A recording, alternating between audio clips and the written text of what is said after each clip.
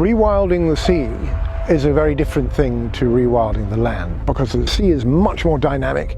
97% of the habitable space on the planet is in the ocean.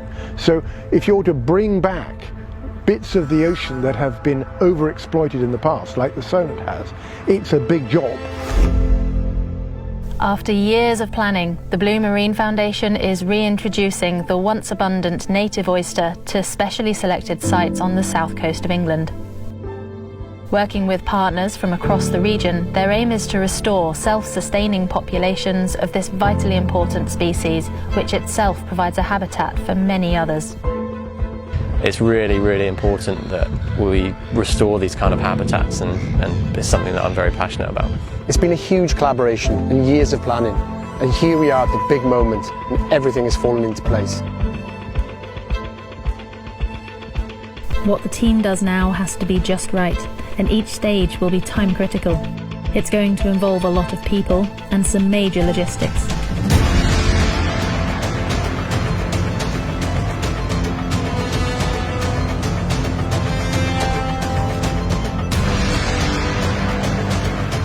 We're here in Langstone Harbour, and we are deploying our 15,000 oysters onto our reef. Really exciting time.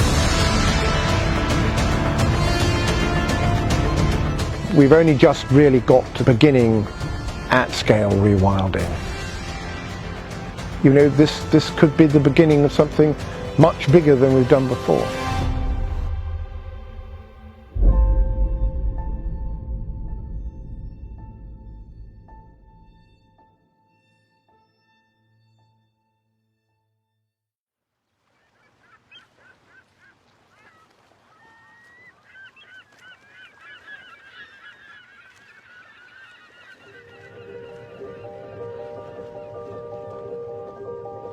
The Solent is a busy waterway running between mainland England and the Isle of Wight. Covering over 500 square kilometres, this major estuary system is unique in the UK and Europe. The Solent has a unique combination of dynamic marine and estuarine habitats, a vast complex of harbours, spits, sandbanks and numerous small islands. Jess Taylor works for Natural England, which conserves, enhances and manages the natural environment in the region. Here we can find the largest number of small estuaries in the tightest cluster anywhere in Great Britain, and it also has one of the most biodiverse sites anywhere in English waters. Not surprisingly, this rich and complex marine environment is bursting with life. All across the Solent, salt marshes, seagrass meadows, mudflats and oyster reefs provide refuge and food for fish and shellfish, such as king scallops, cockles, herring and cuttlefish. There's a huge range of other species, from sharks to sand eels, and even seahorses. Endangered European eels and thresher sharks are also known to find sanctuary here, not to mention harbour seals and grey seals, even bottlenose and common dolphins.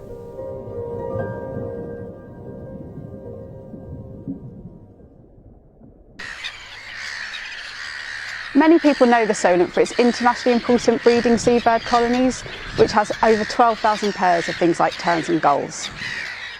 The estuary complex is also an internationally important wintering ground for over 125,000 ducks, geese and waders.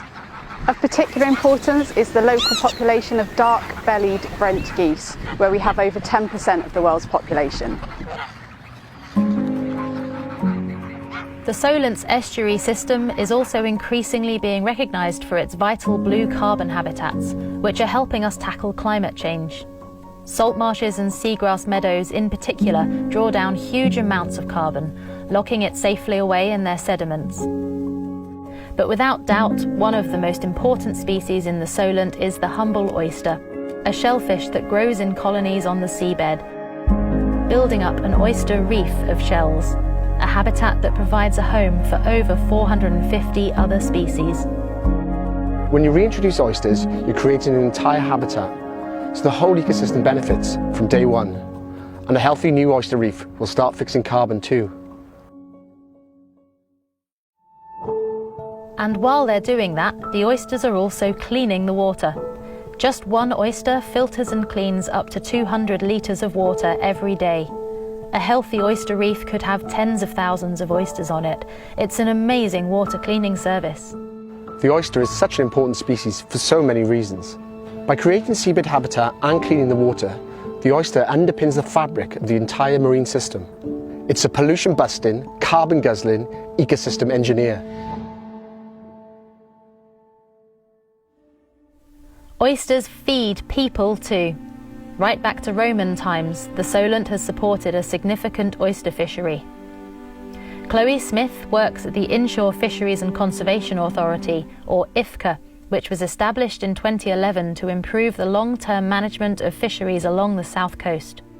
Historically, the oyster fishery in the Solent was really important. It supported approximately 450 vessels, and that in turn supported over 700 men, women and obviously families as well. That doesn't include those people that it would have supported on the shore in processing plant. The fishery annually used to bring in hundreds of tons of oysters, and of course those oysters weren't just important to the fishermen, they provided really key ecosystem services within the Solent. They filtered the water, they provided habitats for other important fish species as well. But since that heyday, all of the important habitats of the Solent have been under pressure. Over half of the Solent salt marsh has been lost, and all of the seagrass meadows that remain are in poor condition. Meanwhile, over 95% of the oysters have been lost. Oysters declined in the Solent due to a number of reasons. Pollution and a pathogen which kills oysters before they mature are part of the cause, as well as fishing and climate change and a number of other reasons. And scientists have widely accepted now that it was a combination of all these different factors that led to the decline of the oyster fishery. We're now left with mere fragments of the oyster reefs which once thrived here, making it harder for populations to recover on their own. At present, oysters in the Solent are really sparse and quite spread out, which doesn't work well for their breeding strategy. The female needs to take in the sperm in order to fertilise her eggs. The Solent Oyster Restoration Project is really important to help overcome this issue. Providing areas where there's a dense population of oysters will hopefully enable them to breed successfully and repopulate the area.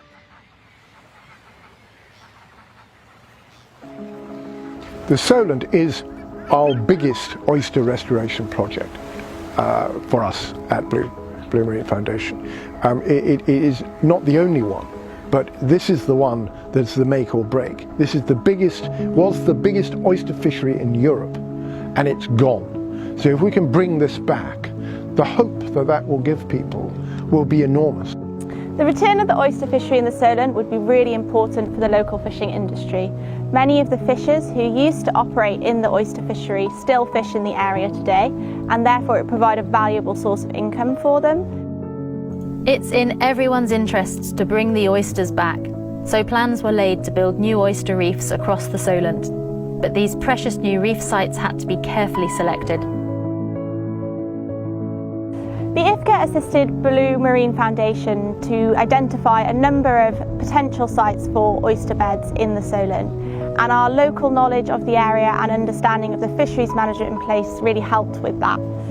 Particularly the Langstone Harbour site, which is protected by our bottom-towed fishing gear bylaw, so no bottom-towed gear can be fished in that area. Langstone Harbour is a great place to start the restoration work because the seabed is legally protected from damaging activities.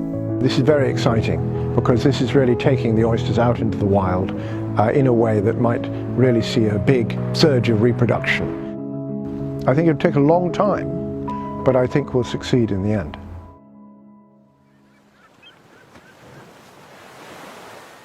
This mammoth task, 7 years in the making, has reached its most important moment. As with building any home, the first job is to lay the foundations. In this case, a mixture of gravel and shells known as culch. This will give the oysters a perfect place to live and breed.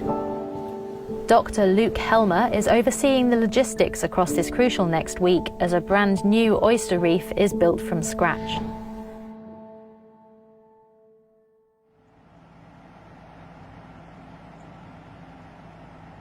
Building an entire oyster reef from the bottom up requires some serious machinery.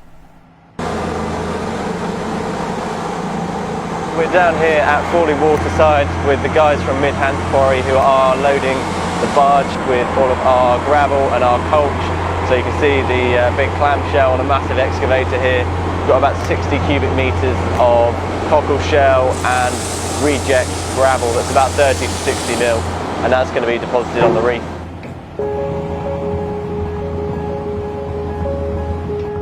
The barge will take 2 hours to be pushed from the quarry at Fawley through the Solent to the entrance to Langstone Harbour. This gives the team just enough time to drive to Portsmouth and prepare the support boat.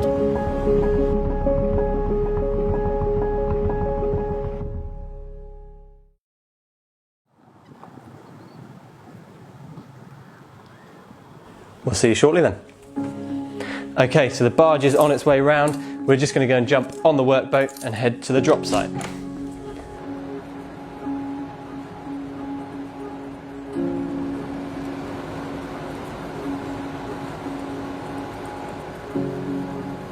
Loaded with 60 cubic metres of gravel, the barge is honing in on the drop site. The Blue Marine team are close behind in a workboat, coordinating with the dredging crew. Depositing this new reef material is no simple task. A huge floating excavator is ready to carefully lift and drop the shell and gravel. This process will be repeated every day for a week.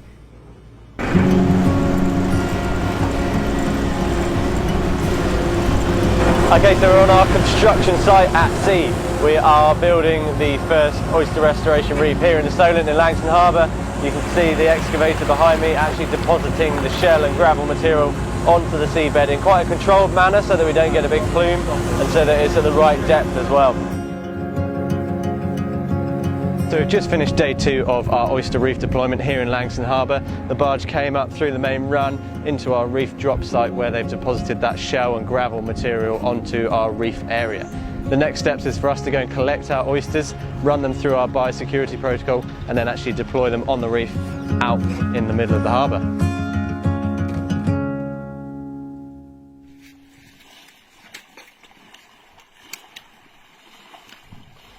The first oysters to populate the new reef are collected from a loch in Scotland. They need to be driven down to Portsmouth on the same day to keep them in good condition before their final health and biosecurity checks.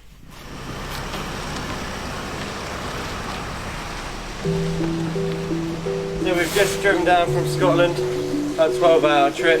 We've got our native oysters from up there and we are just putting them into our buckets here to go into our holding tank. We'll get them out in the lab, do all the biosecurity checks, make sure they're the right species, there's no other critters in there. Thousands of European oysters have to be carefully offloaded, a painstaking process after a 12-hour drive.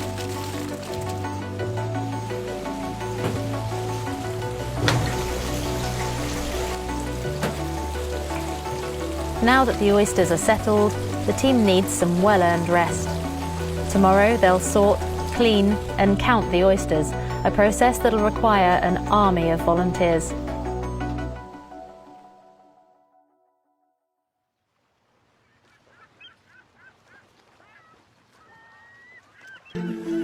So we're down here in Portsmouth at the Institute of Marine Sciences. Behind me we've got a load of volunteers who are set up on different stations. We've got a first station where the oysters are sorted, so any crabs and other sea squirts and things like that are taken out. We've then got another couple of teams who are measuring all the oysters, so taking a few different measurements and their weights so that we know in the future how well they're doing, how well they're surviving and how well they're growing. Our final stage is to go through the cleaning process, and on Monday we'll be throwing these out on the reef, which is really exciting. There are 15,000 oysters to clean and process today, all carefully laid in special tanks to acclimatise by the end of the day. The buckets just keep coming and we're not even halfway there yet. This thorough but essential process makes sure that the new oyster reef gets the best possible start as it breathes life back into the Solent.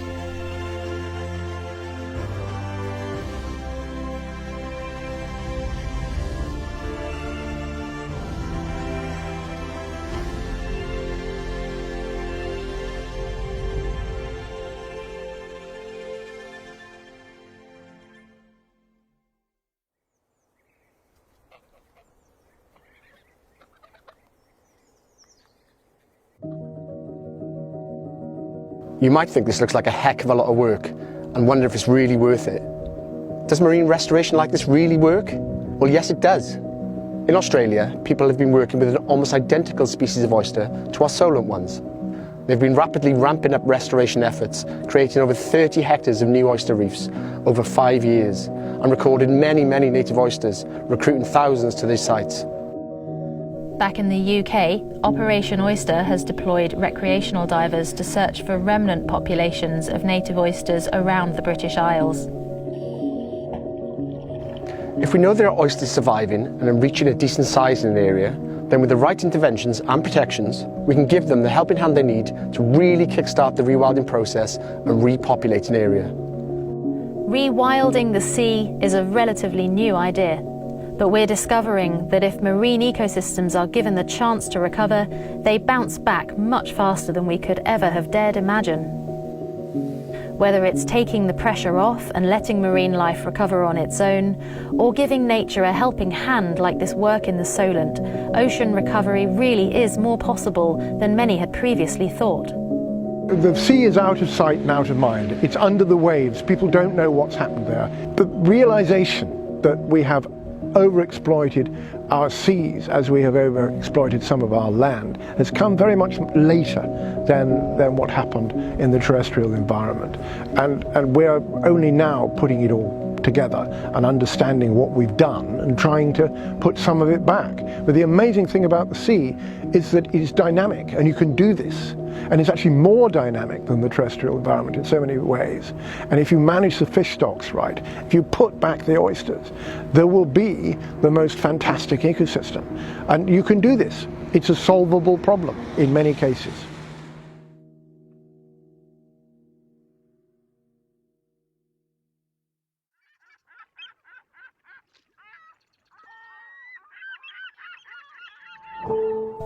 In the future, the project is hoping to take oyster restoration to the next level, drawing on the research expertise of Dr. Joanne Preston and her team at the University of Portsmouth. Together, their aim is to start breeding oysters at scale in a restoration-focused hatchery. By using local oyster breeding stock, the offspring produced will be perfectly suited to the Solent, giving them the best chance of survival. Perfecting this process will require significant research and development. European oysters are particularly sensitive creatures, so the conditions must be just right. Monica Fabra from the University of Portsmouth team works in the oyster hatchery, fine-tuning the perfect recipe for oyster production.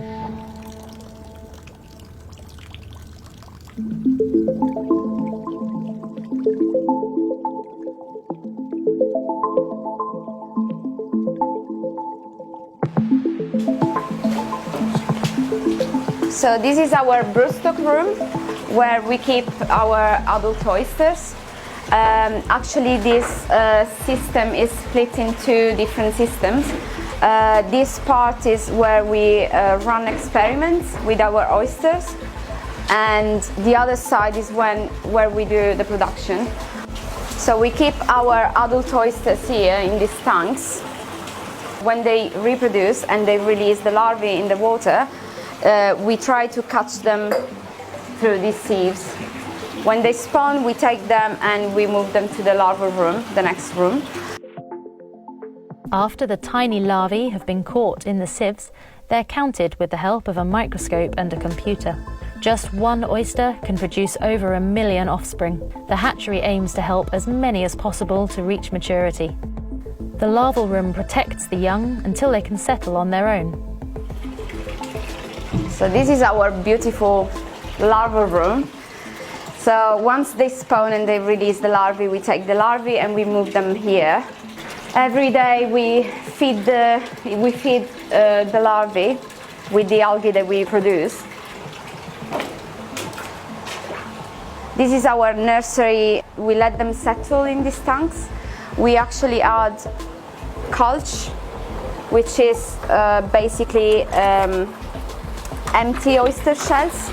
We put them in bags and we put the bags in these tanks, and we keep them in for a few weeks, and then we transfer them to the natural environment.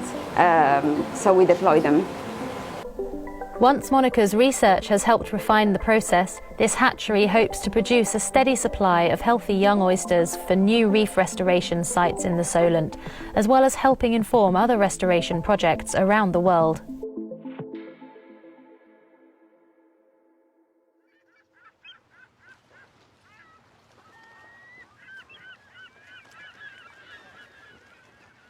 Right now, it's the moment of truth for the new Langstone Harbour reef. The oysters from Scotland have been checked and cleaned and are now ready for their new home in the Solent.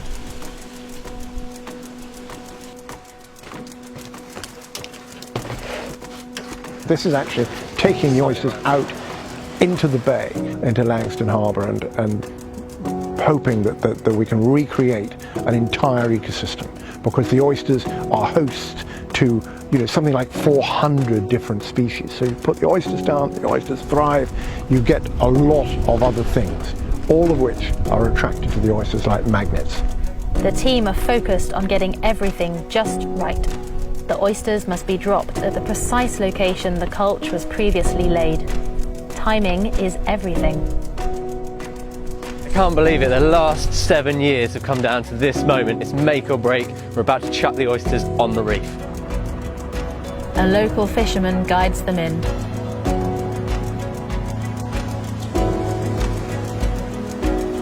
So it's the final stage of the whole process. We're here in Langstone Harbour and we are deploying our 15,000 oysters onto our reef. Really exciting times. The guys here pushing them over as we speak.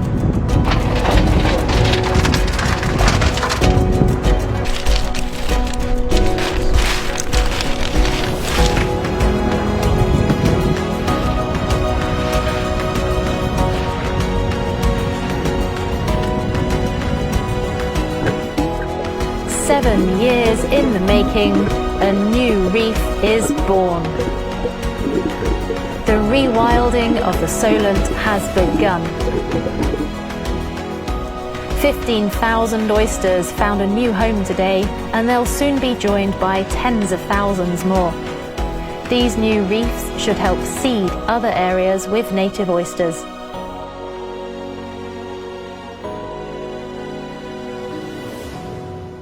We have been carrying out an annual oyster survey for approximately 35 years, and this gives us a really good database and information to compare those oyster populations to in the future if they do increase again.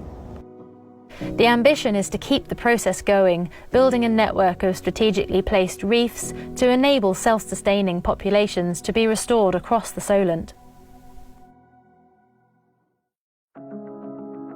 The Solent Oyster Restoration Project represents a ray of hope for the Solent and its wonderful marine life. It embodies the idea that restoration and rewilding can work, and we can actively help our precious marine ecosystems to recover and thrive once more.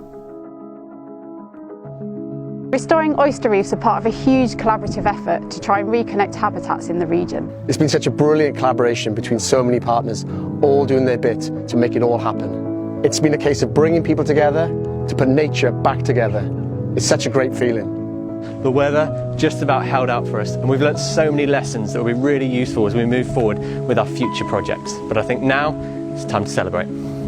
I think today has been a tremendous success. The team worked incredibly hard to get us to this point of laying 15,000 oysters in one day. It's just really quite a logistical feat, and so I'm immensely proud of them. And I think, this could be the beginning of something much bigger than we've done before.